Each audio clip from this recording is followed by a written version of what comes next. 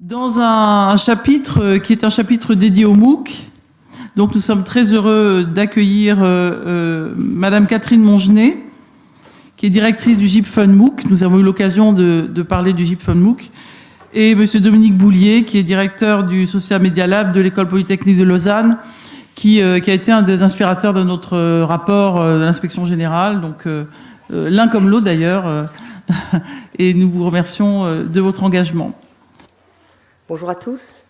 Merci pour l'invitation, merci pour l'opportunité de faire un point avec vous sur cette initiative que nous avons lancée collectivement il y a maintenant un peu plus de 3 ans.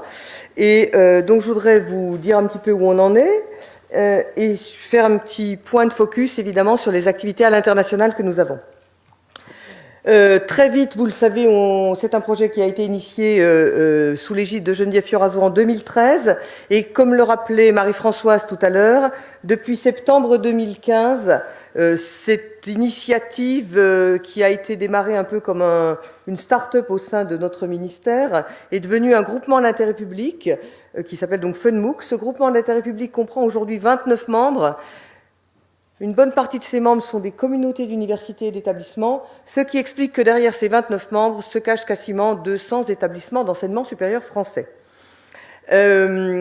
Par ailleurs, évidemment, nous avons dans le GIP des partenaires publics, des partenaires privés, et surtout ce qui fait, je crois, une des forces de Fun aujourd'hui, c'est que nous avons un réseau de 850 personnes, des référents, des correspondants, des ingénieurs pédagogiques, des concepteurs qui travaillent dans vos établissements et avec qui, évidemment, nous échangeons très régulièrement, avec qui nous faisons des formations, des séminaires, avec qui nous partageons de la documentation, etc., etc. Et puis, nous avons en 2016 un certain nombre de sujets qui émergent, dont je voudrais vous parler rapidement. Avant cela, un point sur le bilan. On était parti, rappelez-vous, en 2013 avec 25 MOOC. Aujourd'hui, on en a 225. Un MOOC, c'est un cours. Un cours se joue et se rejoue de manière régulière, tout en subissant au fil de ces nouvelles sessions des améliorations, des évolutions de la part des enseignants, évidemment. Certains enseignants passent beaucoup de temps à préparer la nouvelle session de leur MOOC. Donc aujourd'hui, on a joué sur la plateforme Fun plus de 375 sessions de MOOC qui ont suscité toutes ensemble plus de 2 200 000 inscriptions aujourd'hui. Ce bilan du côté des institutions, plus de 80 institutions françaises, universités, écoles d'ingénieurs, écoles de commerce sont productrices de MOOC sur Fun. Nous avons plusieurs producteurs étrangers. Vous voyez, l'Université libre de Bruxelles, l'Université de Genève, l'Université de Mons a rejoint le projet Fun il y a quelques semaines. 2 universités tunisiennes, l'Université de Sousse et l'Université de Djendouba, sont également membres de Fun. Et effectivement, comme le mentionnait Marie-Françoise tout à l'heure, non, c'est pas Marie-Françoise, pardon, c'est Anne. Un des partenaires de Fun, c'est l'université virtuelle en environnement et développement durable, l'UVED, qui est un des producteurs significatifs de MOOC dans le domaine de l'environnement. Je vous montre ici un bilan chiffré plus détaillé.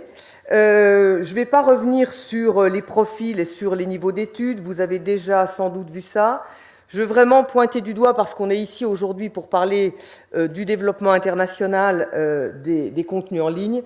Évidemment, le chiffre qui est intéressant, c'est sur le graphe, sur la table, la carte, pardon, les 17% d'internautes africains. Ces 17% d'internautes africains, si je zoomais évidemment, se trouvent principalement d'une part au Maghreb et d'autre part en Afrique francophone subsaharienne. Je voudrais faire un point rapide sur les évolutions. En 2013, beaucoup de collègues ont dit les MOOC vont faire pchit, les MOOC sont un sujet qui va disparaître, on voit bien qu'il n'en est rien, et que les universités, les universitaires qui ont commencé à produire des MOOC construisent des stratégies autour de la production de MOOC, et on voit arriver sur la plateforme des stratégies d'agrégation de contenus qui donnent une valeur ajoutée à l'ensemble de ces contenus. Je vous présente ici 2 collections qui précisément agrègent des contenus pour donner un ensemble de compétences dans un champ disciplinaire.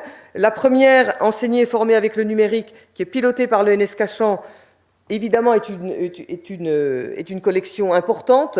Vous remarquerez que tous les cours ne sont pas produits par l'ENS Cachan. C'est vraiment une œuvre collective. Il y a un ensemble de producteurs, un ensemble d'établissements qui produisent ces MOOC et qui contribuent évidemment de manière importante à la formation des enseignants du primaire, du secondaire, qui contribue également à la formation dans les SP, puisqu'on sait qu'un certain nombre d'SP utilisent ces MOOC sur les campus dans leur formation sous forme de classe inversée.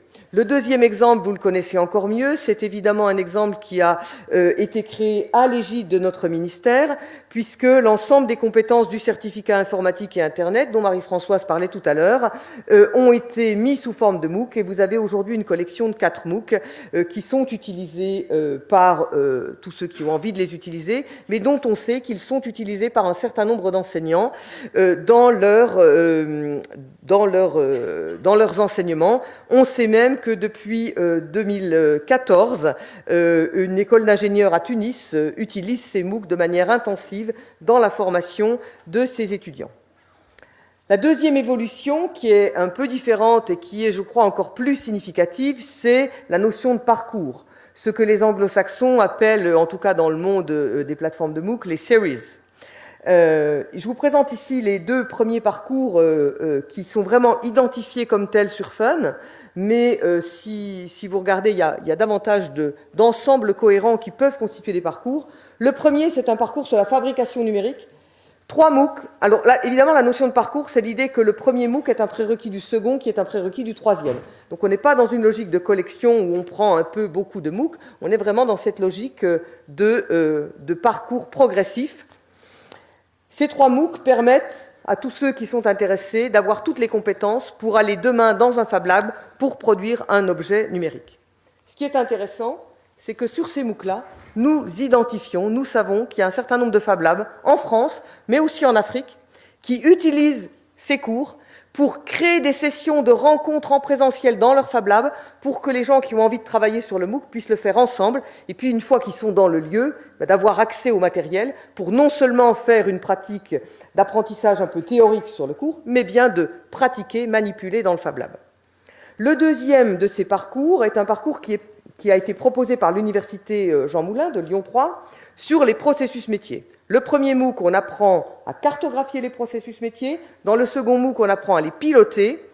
Et ce qui est vraiment intéressant dans l'initiative de nos collègues de Lyon, c'est qu'ils ont packagé ces 2 MOOC dans un nouveau diplôme d'université qu'ils ont créé l'année dernière et qui permet aux internautes qui le souhaitent, qui ont réussi les 2 MOOC et qui vont ensuite à l'université de Lyon s'inscrire au DU, qui font un travail personnel avec un projet qui leur permet de démontrer que ce qu'ils ont appris dans le cadre de ces cours, ils l'ont mis en valeur, ils l'ont mis en musique, ils l'ont appliqué dans leur organisation, dans leur vie professionnelle, d'obtenir le diplôme d'université de Lyon. Alors, on voit bien qu'il est en train de se passer plein de choses autour des usages émergents des MOOC. Je veux en dire 2 mots, vous montrer ce qu'on fait, nous, chez Fun, pour accompagner ces développements, avant de faire un focus sur l'international. Le premier sujet, c'est le sujet des certificats et des attestations. Sur Fun, comme sur toutes les plateformes de MOOC, depuis le début, on donne des attestations. Une attestation de réussite, c'est un document qui n'a pas de valeur académique pour un universitaire, puisque ce document n'a pas fait l'objet d'une vérification d'identité et que l'examen qui conduit à l'attestation n'a pas permis de vérifier que les conditions académiques étaient requises. Vous pouvez passer une attestation sur Fun comme sur les autres plateformes en utilisant un collègue qui vous aide, en utilisant des ressources que vous avez sur votre ordinateur. Donc l'attestation n'a pas de valeur académique et pour autant, il y a une demande très forte. Je vous montre ici les résultats d'une enquête que nous faisons tous les ans. Vous voyez l'enquête de 2014 en jaune, l'enquête de 2015 en bleu. Et ce que nous demandons là, cette question, c'est est-ce que vous êtes intéressé à avoir à la fin du MOOC un document qui atteste que vous avez acquis des connaissances et des compétences sur ce MOOC. Ce qui est intéressant, c'est de voir que les barres bleues sont supérieures aux barres jaunes et que donc l'écosystème, les internautes qui font des MOOC commencent à avoir de plus en plus d'intérêt pour ces dispositifs. Ce qui est évidemment extrêmement intéressant dans au cœur de la discussion d'aujourd'hui, au cœur de cette conférence, c'est le chiffre que nous remarquons sur les résidents africains. Si la moyenne des internautes de Fun sont environ 50-54% à vouloir un papier qui a de la valeur académique à la fin de leur MOOC, vous voyez que les résidents africains, que les internautes africains sont plus de 80%, l'année dernière même 85%, à vouloir obtenir ce document. Et donc, depuis le début de cette année, depuis le mois de mars très exactement, nous délivrons sur Fun, sur les MOOC qui le souhaitent, un certificat qui, pour le coup, a une véritable valeur académique. Il est délivré par l'établissement qui délivre le certificat. Il est même signé par le président ou le directeur de l'institution pour accréditer de sa valeur. Et d'ailleurs, il y a au moins un établissement sur Fun qui délivre déjà des ECTS pour les certificats obtenus. Mon avant-dernier point, vous l'avez compris, certains d'entre vous le vivent tous les jours, au-delà des MOOC ouverts gratuits sur une plateforme comme Fun, les usages se diversifient. Les usages se diversifient sur les campus où des enseignants réutilisent les MOOC en classe inversée. Certains enseignants utilisent même le MOOC d'un de leurs collègues dans leur formation. Évidemment, ça c'est le premier sujet. Le deuxième sujet, c'est le fait qu'un certain nombre de MOOC qui sont professionnalisants ont un impact fort en matière de formation continue. Et que donc un certain nombre d'universités productrices de MOOC sont en train de vendre leurs MOOC, de commercialiser leurs MOOC, de diffuser leurs MOOC dans le monde de l'entreprise, soit auprès d'une entreprise, soit auprès d'un OPCA. Je vous ai mis ici l'exemple d'un MOOC qui a été fabriqué dans le cadre d'un partenariat que nous avons avec l'OPCA des industries alimentaires qui va précisément dans ce sens. Donc vous le comprenez, les usages se diversifient et pour aller accompagner cette diversification des usages, sur Fun, nous sommes en train de déployer un ensemble de plateformes. La plateforme FunMOOC, vous la connaissez, c'est notre navire amiral. C'est la plateforme sur laquelle nous mettons toujours les MOOC ouverts, gratuits et accessibles à tous de nos établissements, membres et partenaires. Nous sommes en train de déployer, et elle va sortir très prochainement maintenant, une plateforme qui s'appelle Fun Campus. L'objectif de Fun Campus, c'est d'y mettre tous les cours qui sont utilisés sur les campus en classe inversée. Fun Corporate, c'est la même idée, mais pour les entreprises. Et puis, il y a un certain nombre d'acteurs qui ont envie d'utiliser vos MOOC produits dans vos établissements pour des besoins spécifiques. Et donc, pour ça, nous commençons à déployer des marques blanches. Une marque blanche, c'est la même plateforme que Fun, mais au lieu d'être aux couleurs de Fun, elle est aux couleurs de l'acteur qui en a besoin, avec son logo, ses couleurs, et la maîtrise des inscriptions et du suivi des inscriptions. Les coopérations internationales, beaucoup de choses ont déjà été dites ce matin, et évidemment, la réalité autour de Fun et parmi tous les acteurs de Fun, c'est que ces coopérations se développent. Il y a sur Fun un ensemble de MOOC qui sont co-construits entre des partenaires du Nord et des partenaires du Sud. Vous avez ici un exemple d'un MOOC d'hydrologie qui est fait avec des Français, des Belges, des Vietnamiens, des Colombiens, et je crois que j'oublie encore une nation. Vous avez un autre exemple, un MOOC sur l'écotourisme qui est porté par l'université de Djendouba, qui a été fait en partenariat avec Toulouse. Donc véritablement des sujets où des collègues du Nord et du Sud travaillent ensemble pour produire des MOOC. Et il ne vous échappe pas que si un MOOC intègre des gens qui viennent d'horizons différents, ils peuvent apporter des regards différents, des études de cas différentes et donc enrichir naturellement le contenu. Le deuxième sujet qui est intéressant, c'est la réutilisation des MOOC dans des contextes différents. Et là, je vous remontre, mais j'imagine que Olivier Faron, hier, en a parlé, le MOOC Désir d'entreprendre du CNAM, qui est aujourd'hui utilisé par des doctorants dans le cadre de leur cursus obligatoire dans 4 universités marocaines.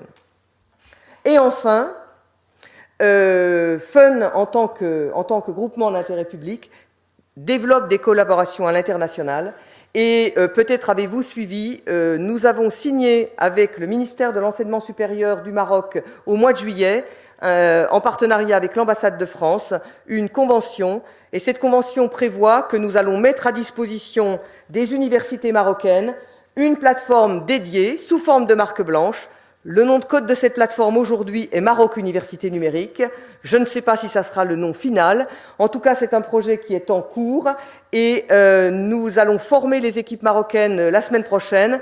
Et la plateforme sortira très probablement, si ce n'est à la fin de l'année, tout début de l'année prochaine, avec l'ambition évidemment pour les universités marocaines d'offrir à leurs étudiants une plateforme sur laquelle tous les cours des universités marocaines pourront être accédés gratuitement par tous.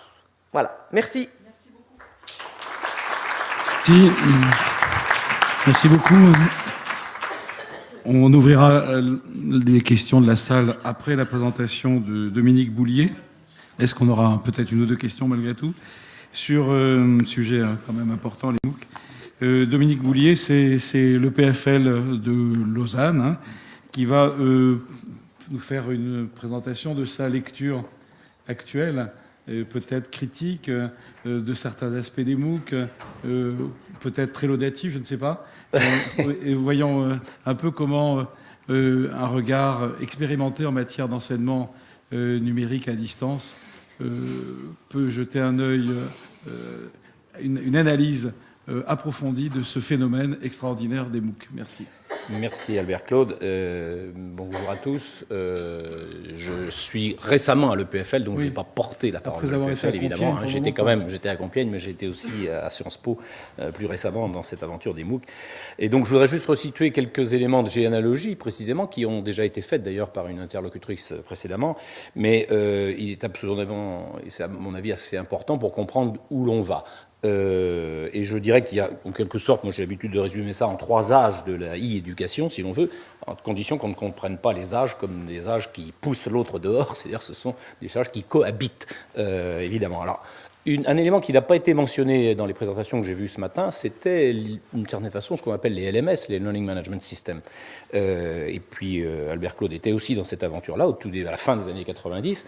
Et moi j'avais créé effectivement un diplôme à Compiègne en ligne complètement, et avec des plateformes comme Learning Space, il y avait aussi WebCity à l'époque, etc. J'insiste là-dessus, pourquoi ? Parce que d'une part, c'est quelque chose qui ne peut pas être oublié quand on construit un projet éducatif, c'est-à-dire qu'il y a des contenus, certes, et vous en parlez, vous êtes centré sur les contenus, c'est normal, mais il ne faut pas oublier aussi qu'il y a toute cette dimension administrative ou de gestion de la programmation de l'activité pédagogique qui est très importante, et ça a donné lieu quand même à Moodle maintenant, que certainement beaucoup d'entre vous utilisent aussi, et qui est justement open aussi, et qui est open source. Donc c'est très important de voir comment tout cela se combine et que ces générations-là ne sont pas oubliées, qu'on continue à les réinventer et qu'elles sont une des couches essentielles de tous ces dispositifs. Le deuxième, ce sont les UNT, évidemment, et donc là, vous connaissez ça bien mieux que moi. Donc tous ces contenus riches, avec ces dispositifs de production et de mise à disposition, tout cela, ce sont des choses qui se sont maintenues, qui durent, donc là, il n'y a pas... et qui, en réalité, sont aussi quelquefois réinventées, voire concurrencées, mais de façon un peu proliférante, quelquefois sur le web, avec des choses comme la Khan Academy ou d'autres choses, mais on voit bien qu'il n'y a pas le même statut que les UNT, avec tout leur processus de formalisation d'une part et de labellisation. Et puis on a cette génération des MOOC, effectivement, qui là encore ne remet pas en cause ce qui a été fait auparavant, mais qui ajoute une couche supplémentaire au sens où on peut exploiter des plateformes de diffusion de masse, plus ou moins ciblés d'ailleurs. Là aussi, les contenus sont riches, ils sont plus ou moins scénarisés, mais ce qui est important, effectivement, c'est qu'il y a cet effet agrégateur qui génère une visibilité et une attractivité avec des éléments de granularité assez fines qui permettent de satisfaire différentes demandes. Donc en réalité, si on pense ces générations-là en termes de couches, du point de vue informatique, on est assez habitué à cela, eh bien effectivement, on a cette couche de management, d'organisation, de programmation, cette couche de contenu et cette couche de diffusion ou de distribution avec les formatages qui sont nécessaires. Donc c'est très important de garder quand même cette diversité en tête parce que précisément on a besoin de toutes ces couches. On ne peut pas effectivement prétendre ensuite se passer de l'une ou de l'autre. Et pourtant, ce sera mon deuxième point, il nous manque quand même d'autres couches. À mon avis, il en manque une notamment. Et je vous dirais que la première, effectivement, c'est la pédagogie qui me semble parent pauvre. C'était fait exprès pour vous faire hurler un petit peu. C'était justement pour ça. Donc, dans le sens où, effectivement... J'aime bien parce que j'ai dit ça un peu hier. Ça paraissait un peu provocateur. Non. Mais Tu vas dans mon sens. Exactement, dans le sens où effectivement on sait très bien que quand moi je faisais mon diplôme en ligne à l'UTC, etc., on avait un outil de programmation avant tout, mais on avait une visée pédagogique, on avait des ambitions pédagogiques, mais la plateforme n'était pas forcément très adaptée pour ça. Et même Moodle encore, ceux qui l'utilisent savent bien qu'on ne peut pas tout faire avec, hein, ça c'est clair. Même chose pour l'ensemble d'une plateforme, quelle qu'elle soit, autrement qui va diffuser des contenus, eh bien on voit bien que ce n'est pas fait pour certaines activités, notamment pour ce pilotage fin de la relation entre l'enseignant et l'étudiant ou de la relation entre étudiants. Et donc là, on a quelque chose qui reste une couche encore trop sous-développée et qui suppose non seulement de la technologie, mais qui suppose aussi des concepts et qui suppose une vision et qui suppose par exemple des choses sur lesquelles moi j'avais travaillé à une époque, sur cette forme de métalangage des actes pédagogiques pour qu'on ait une langue pour parler de ça. Il y a des experts en quantité, vous êtes certainement parmi ceux-là aussi, mais en réalité on n'est pas encore capable d'outiller cela pour mobiliser toutes ces compétences-là. Le deuxième élément qui me paraît important, qui reste problématique, c'est le modèle économique, parce qu'on voit bien effectivement que dans l'époque des LMS, on avait des solutions privées qui se sont effondrées d'ailleurs, parce qu'on croyait que c'était la poule aux œufs d'or, hein, l'enseignement en ligne. Bon, on s'est aperçu que c'était quand même plus compliqué que ça, et on voit bien que c'est une solution open source comme Moodle qui a duré. Et puis pour les UNT, on voit bien que ça mobilise aussi des subventions publiques massivement quand même, donc c'est ça qui est quand même à la source de tout cela. Et du coup, les plateformes des MOOC qui ont été créées ont pu, pour certaines, être créées sur des fonds publics aussi, et pour d'autres, précisément, elles ont pu prétendre développer un nouveau modèle économique en constituant ce que j'appelle moi aussi l'effet plateforme, c'est-à-dire en produisant l'effet plateforme au sens de ce que j'appelle le capitalisme financier numérique, c'est-à-dire à la fois cette capacité à attirer des demandes et des offres et à devenir une place de marché qui domine et qui lève suffisamment de fonds pour ensuite avoir une force de frappe très importante. Je crois qu'on ne peut pas oublier ce contexte-là, vous connaissez bien autant que moi, bien entendu, mais c'est très important de voir que toutes les stratégies qui sont adoptées doivent se situer dans cet environnement-là, avec des contenus donc, qui sont produits ailleurs à leurs frais par les universités et qui génèrent du coup une supposée attractivité de masse par ces grandes plateformes comme Coursera, par exemple, mais on voit bien que la réputation finit du coup par aller aussi à la plateforme, puisqu'y compris maintenant, elle finit par donner des certifications qui valent diplomation et qui deviennent d'ailleurs payantes, puisque le modèle de revenu qui était supposé ouvert à tous, en réalité, suppose au bout d'un moment de générer des revenus à travers des certificats, et c'est ce qui s'est passé pour Udacity dans le domaine professionnel et pour Coursera aussi. Et du coup, d'ailleurs, la conséquence, c'est que comme par hasard, ce qui est supprimé petit à petit dans les évolutions de Coursera, eh bien, ce sont les éléments liés à la discussion et dans les nouvelles versions, et tout ce qui peut être assignments ou publication de la part des étudiants. C'est pas un hasard, ça coûte cher, ça c'est compliqué à gérer, et effectivement, on s'en débarrasse le plus rapidement possible.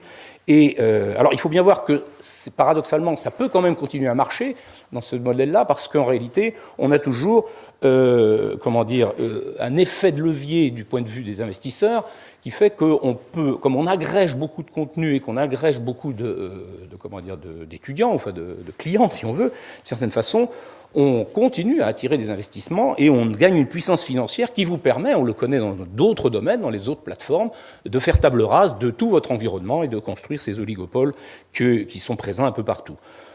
Fort heureusement, il y a eu des réactions de ce point de vue-là qui limitent les dégâts, mais il ne faut pas sous-estimer ce risque-là, il est toujours là présent, et on voit bien que ces plateformes-là peuvent différer leurs revenus et leur rentabilité de façon très importante, c'est ce que fait Amazon, ce que fait Spotify, etc.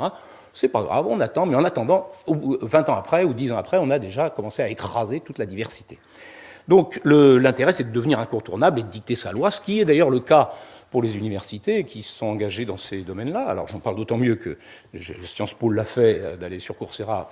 J'étais contre, je vous le dis carrément, et le PFL le fait aussi, et je suis toujours contre aussi, mais bon, il n'empêche que c'est effectivement un choix qui fait qu'on va dans des plateformes qui ne sont pas ouvertes, qui sont des là, dans toute cette culture ouverte que vous vantez, ces ressources libres, c'est pas le cas, et dans l'espoir de générer des revenus, et surtout dans l'espoir d'attirer une audience, parce que la plateforme est supposée être la gagnante qui va effectivement attirer ce public massivement. Je pense qu'on y perd, on y gagne à court terme, mais on y perd à long terme, mais ce n'est pas du tout une stratégie durable de mon point de vue.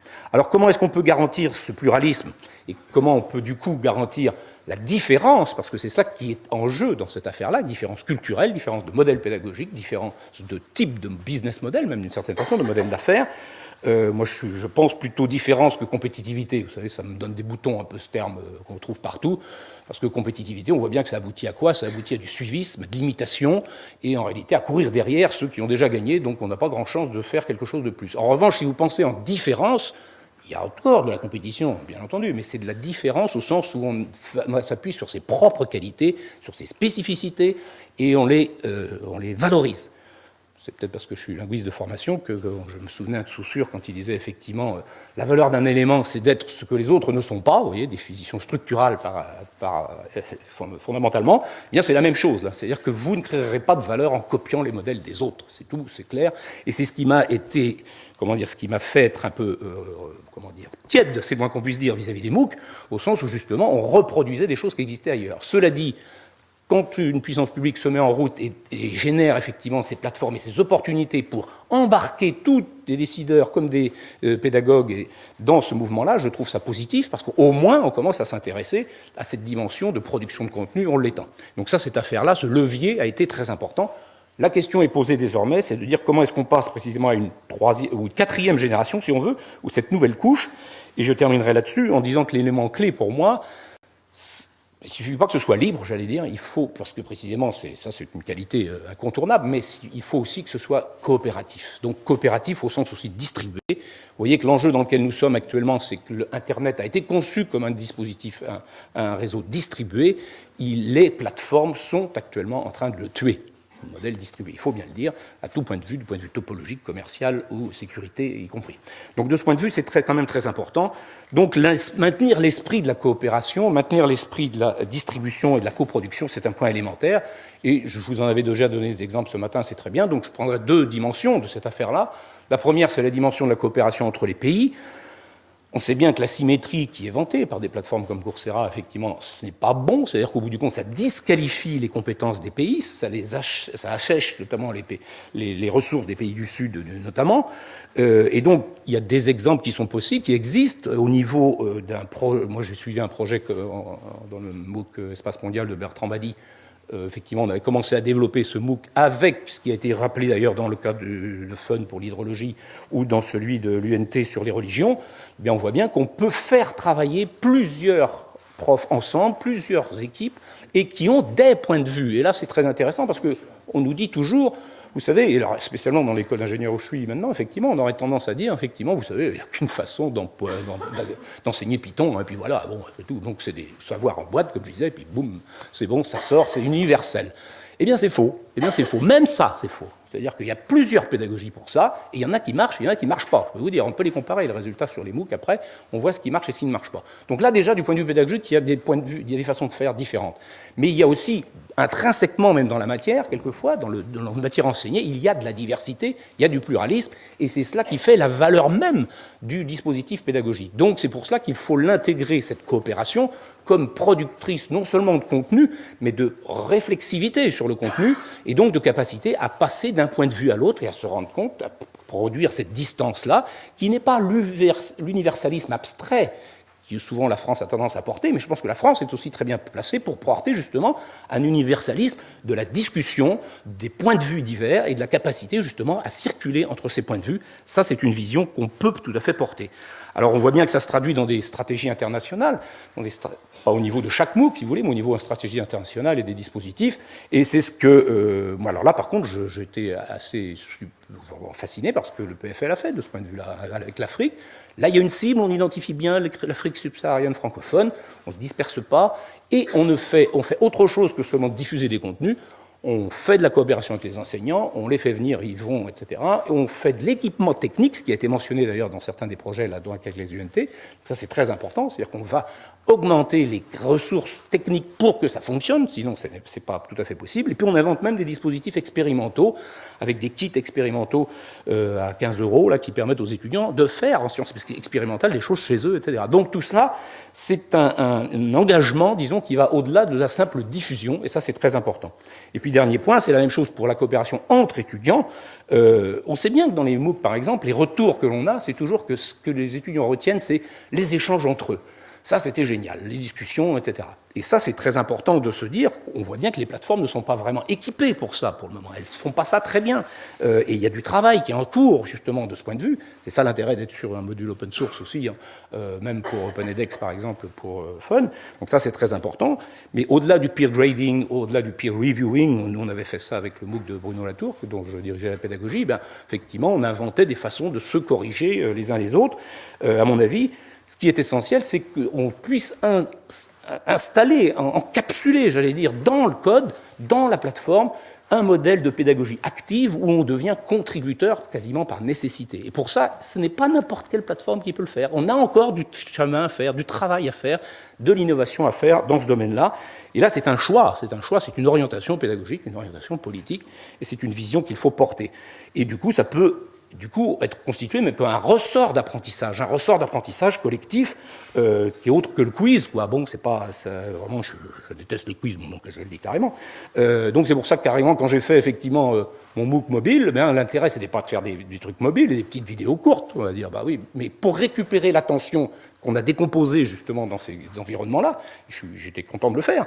Mais le problème, c'est qu'il faut récupérer cette attention durable, et donc il faut créer un moteur d'attention collective qui était, moi, c'était des challenges. Donc j'ai inventé des challenges, donc les appelle des battles, tout ce que vous voulez. Enfin, quelquefois c'est de la ludification, mais on n'est pas obligé de faire dans du ludique complètement délirant, mais on peut faire des ressorts de motivation collective pour que l'apprentissage collectif serve à récupérer une attention plus durable que celle que l'on a quelquefois dans la pure diffusion, où effectivement on se retrouve quand même en spectateur. Donc vous l'aurez compris, effectivement, pour moi l'enjeu actuel c'est plutôt justement de se dire comment on construit collectivement dans les modèles de ressources open que vous avez déjà bien défendus les uns et les autres, comment on construit des modèles de coopération pédagogique et institutionnelle entre les enseignants et entre les étudiants. Merci. Dominique, bravo, merci. J'espère que nous sommes tous des universitaires et que nous aimons tous l'esprit critique. Nous sommes amoureux de la pensée complexe et d'aller vers justement les paradoxes sur lesquels on est obligé de travailler et de ne pas être des victimes de la soap éducation, si je peux appeler ça comme ça, de la mondialisation de la pensée qui est derrière un certain nombre de pratiques et de sa marchandisation malgré tout. Donc, quand on est en faveur des ressources éducatives libres, eh bien, il faut effectivement que cet esprit que tu as souligné de la co-construction, de la coopération, domine par rapport à celui de la compétition, qui reste nécessaire, mais qui doit être mieux comprise parce que le résultat de la compétition doit être mis à la disposition de tous. Et c'est ça qui fera le ferment de l'innovation et de la transformation de notre université. Alors, on a peut-être... Sonia me propose de laisser une ou deux questions à la salle. Je crois que les exposés sont suffisamment riches pour susciter sûrement des questions. Oui. Un micro. Daniel. Merci Jean-Claude. Je vais faire le lien entre les... Tu peux te présenter, Daniel. Oui, je suis directeur de l'association Columbus qui était dans certaine façon à l'origine de l'initiative avec le Mexique. Et je voudrais faire aussi avec les liens avec ce que Dominique Boulier vient de présenter, parce que je pense que l'expérience du Mexique, d'abord, exprime une initiative au niveau des systèmes qui va au-delà de la francophonie, et je pense que ça, c'est une chose importante. Et ça s'est produit parce qu'aussi, de la part du Mexique, il y a une volonté politique qui s'exprime aussi avec des financements. Jusqu'au présent, selon les informations que j'ai, il y a 1,5 million d'euros qui étaient financés du côté mexicain. Et la dernière réunion aussi exprime une certaine maturité parce que les personnes qui sont travaillées ensemble au Mexique, le mois d'août, ils ont identifié des ressources existantes pour l'indexation croisée. Ils ont aussi accordé sur la traduction des ressources et surtout, dans le sens de ce que Dominique Boulier vient de dire, des projets de coproduction. Parce que je pense que cette expérience exprime une triple coopération. D'abord, la coopération entre les universités du même pays. Ça, c'est pas évident, vous le savez, en France. Et je pense que ça, c'est la valeur des modèles des UNT qu'on a aider les universités mexicaines à se mettre d'accord pour produire des contenus, sinon chacun pour soi-même. La deuxième coopération, c'est entre les pays, parce que ça va bien au-delà de la coopération pour la production de ressources. Ça peut aller dans le sens des échanges académiques, doctorats conjoints, etc. Et en plus, la coopération entre les étudiants. Dans ce sens, je pense qu'il y a des initiatives qu'on peut partager pour la coopération de type COIL, Collaborative Online International Learning, dont nous sommes pionniers dans les multilatérales. Je pense, en résumé, qu'on est content d'être associé à cette initiative et on est prêt à travailler plus davantage avec les universités françaises, dont nous sommes en réseau de 14 pays, mais la France n'est pas présente. Merci. Merci. Et le monde hispanophone peut être embarqué par le Mexique dans ce même mouvement, cher ami? Daniel, si tu peux... Pardon? Ça, parce qu'à partir du Mexique, on peut bien rayonner sur l'Amérique centrale et sur l'Amérique du Sud. Et c'est une initiative très importante parce que je pense que, comme vous avez une expérience déjà de 10 ou 12 ans, et vous montrez un peu le chemin des choses, comment est-ce qu'on peut le faire du point de vue légal, financier, technologique, mais aussi les erreurs qu'on ne peut pas commettre. Je pense que c'est une richesse incroyable. Et les rapports qui ont été présentés hier, je trouve que ça, il faudrait les traduire. Et on est bien prêt à collaborer pour ça. Dominique, tu veux... Et je connais aussi bien le point de vue, vous, parce que mon ami François Pécou m'a bien fait arriver des choses qui... Je reconnais l'esprit de la maison. Merci à vous deux pour votre contribution extrêmement riche.